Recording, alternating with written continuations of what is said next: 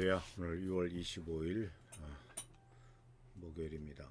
그래서 6.25가 1950년에 발발을 했으니까 벌써 76년?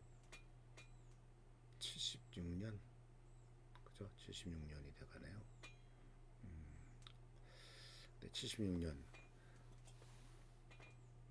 근데 정말 6.25 후에는 우리나라가 거의 쑥밭이 돼서 완전 초토화가 됐는데,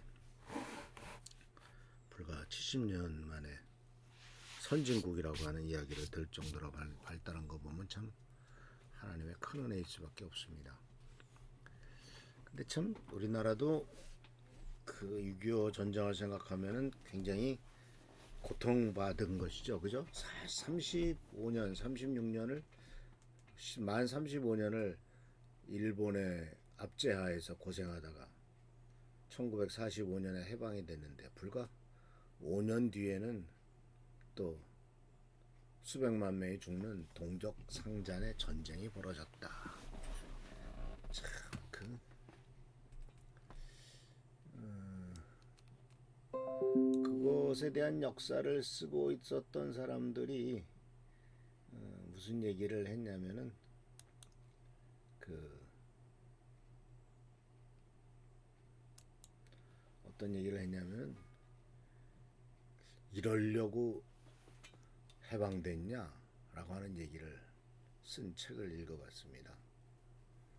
불과 해방된 지 5년 만에 끔찍한 고통과 슬픔, 아픔을 당하게 된 이러한 일들은 참 민족의 비극이죠.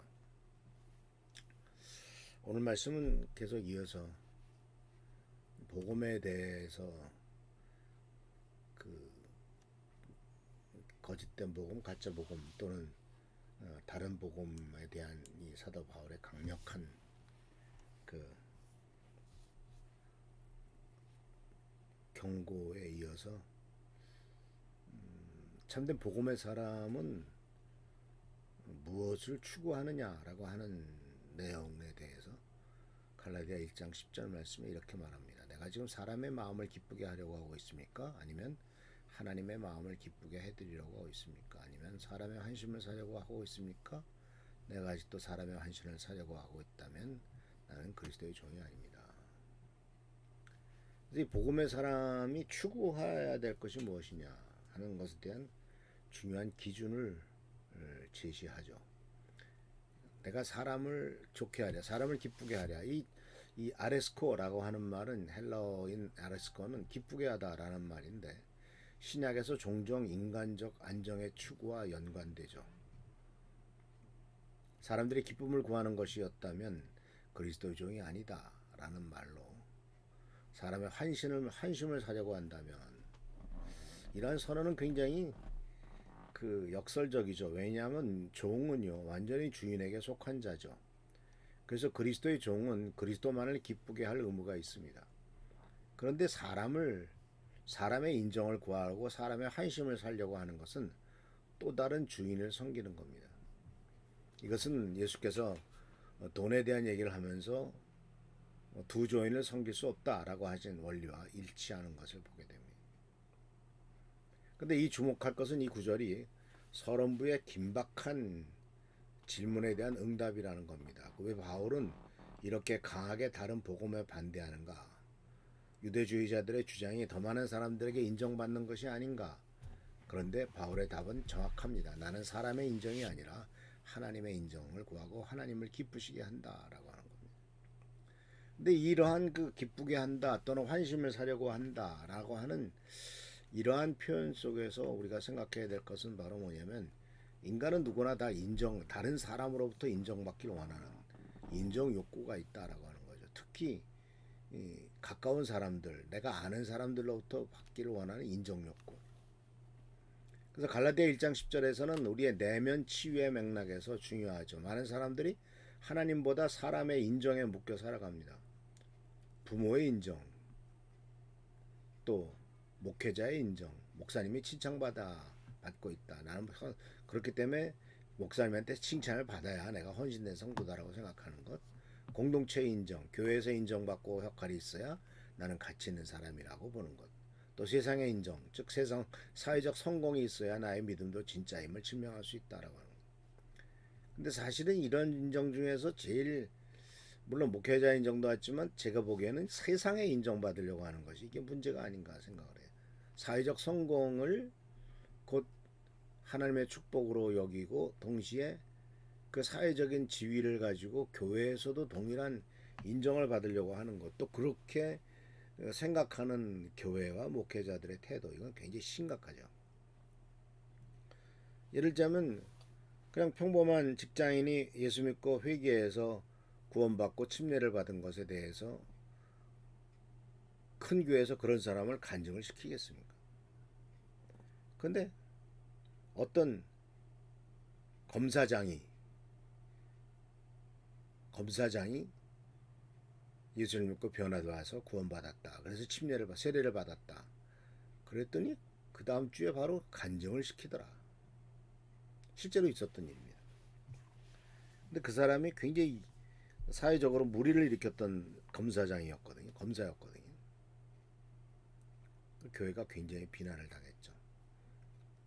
그 사람이 제대로 회개한 것도 아니고 이제 예수 믿겠다고 해서 침례를 받았다고 세례 받았다고 바로 대중 앞에 세워가지고 야 우리 교회는 이렇게 검사장도 예수 믿고 침례를 받는 교회야 세례 받는 교회야 라고 이렇게 결국은 자기 교회를 자랑하려고 하는 것이 아니었느냐. 또 그 사람도 많은 사람 앞에서 내가 이렇게 예수 믿었다라고 하는 인정을 받으려는 인정 욕구. 이거 참 심각한 거죠. 누가 그런 말을 했더라고요. 간증은 예수 믿고 난 다음에 한 10년 지난 다음에 예수를 믿었더니 내가 이렇게 변화됐습니다 라고 그 자기가 변화된 얘기를 해야지 세례 받았다는 것만 갖고 무슨 간증거리가 되냐. 이거는 이제 난 태어났습니다 하는 것 갖고 간증거리 하는 거냐. 뭐가 다르냐. 태어난 다음에 영적으로 태어난 다음에 옛날에는 이렇게 살았지만은 예수를 믿고 이렇게 변화되고 훈련받아서 내가 이렇게 하나님의 사람이 됐습니다 라고 하는 그것이 있어야 무슨 간증거리가 되는 것이 아니냐 이렇게 얘기하는 것을 들었습니다. 그러니까 이 예수를 믿고 세례를 받았다는 것은 이제 시작일 뿐이지 간증할 내용은 아니다. 그런데 이런 모든 것들은 다 어디에 근거합니까? 인정욕구.